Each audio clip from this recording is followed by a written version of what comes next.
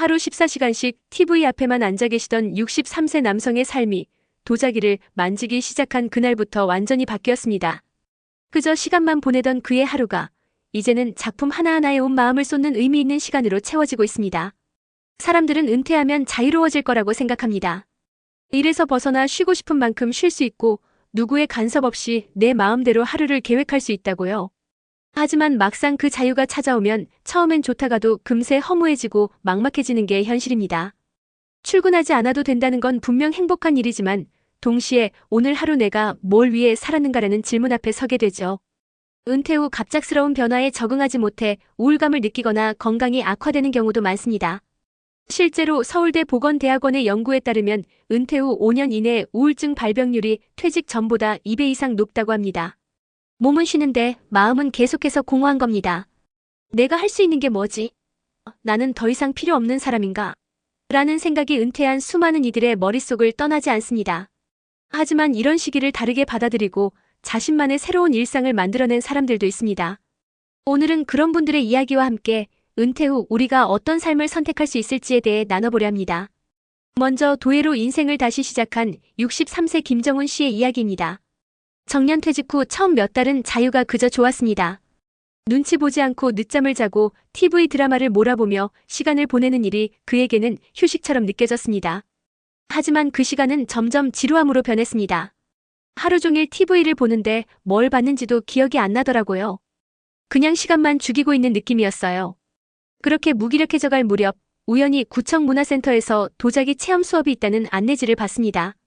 그날은 그냥 지나치려다 뭔가라도 해야겠다는 마음의 수업을 신청했고 그것이 그의 삶을 바꾸는 전환점이 되었습니다. 처음에는 손에 흙이 묻는 것도 어색했고 물레 위에서 형태를 잡는 일이 서툴기만 했지만 점점 도자기에 몰입하면서 마음이 차분해지고 하루하루가 달라졌습니다. 작품이 완성될 때마다 느껴지는 성취감, 나만의 색깔을 찾아가는 재미, 함께 수업을 듣는 사람들과의 교류. 그는 이렇게 말합니다. 도예는 제게 또 다른 인생을 줬어요. 지금은 TV도 잘 안 봐요. 제 손으로 뭔가를 만든다는 게 이렇게 행복한 일인지 몰랐습니다. 두 번째 사례는 도시농부로 변신한 66세의 이은숙 씨입니다. 은퇴 후 자녀들은 각자 독립하고 남편과 단둘이 보내는 시간이 많아지면서 외로움과 무기력감이 몰려왔습니다. 그러던 중 구청 강좌로 접한 텃밭 가꾸기가 그녀의 일상에 변화를 주기 시작했습니다.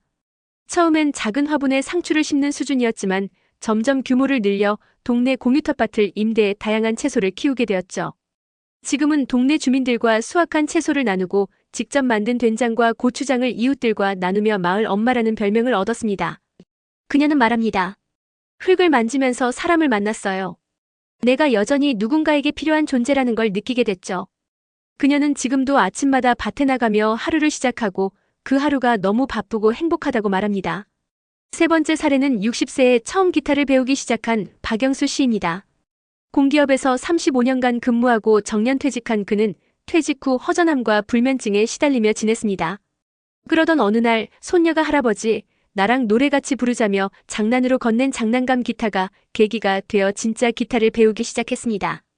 처음엔 손가락이 아프고 코드 하나 잡는 것도 힘들었지만 지금은 지역복지관에서 열리는 노년기 음악회에 고정 출연할 정도로 실력이 늘었습니다. 연습이 잘 안 되는 날도 있지만 그는 기타를 통해 삶의 박자를 다시 찾았다고 말합니다. 음악이란 게 참 신기해요. 혼자 있어도 외롭지 않고 누군가와 함께 노래를 부르면 마음이 뭉클해져요. 은퇴하고 나서 가장 잘한 일이 기타 배운 거예요. 이 세 분의 공통점은 단 하나, 은퇴 후에도 스스로를 다시 정의할 수 있었던 용기입니다. 단순히 시간을 때우는 것이 아니라 나만의 의미 있는 하루를 만들어가고 있다는 것이죠. 많은 분들이 은퇴 이후 나는 이제 무엇을 해야 할까? 라는 질문 앞에서 막막해합니다. 하지만 그 답은 의외로 가까이에 있습니다. 꼭 거창한 목표가 아니어도 됩니다. 도예, 텃밭, 음악, 글쓰기, 봉사활동, 작은 관심에서 시작된 활동들이 삶을 다시 활기차게 만들 수 있습니다. 또 하나 중요한 건 이런 활동을 혼자만 하지 않는다는 점입니다. 대부분의 프로그램은 지역 커뮤니티와 연결돼 있어 새로운 사람들과의 관계가 생기고 다시 사회 속으로 걸어나갈 수 있는 연결고리가 됩니다. 사람은 혼자 살아갈 수 없습니다. 은퇴 후 더더욱 그렇습니다. 관계를 만들고 관계 안에서 의미를 찾는 것이 인생 2막을 건강하게 만드는 핵심입니다. 혹시 지금 이 영상을 보시면서 나도 저런 거 해볼 수 있을까?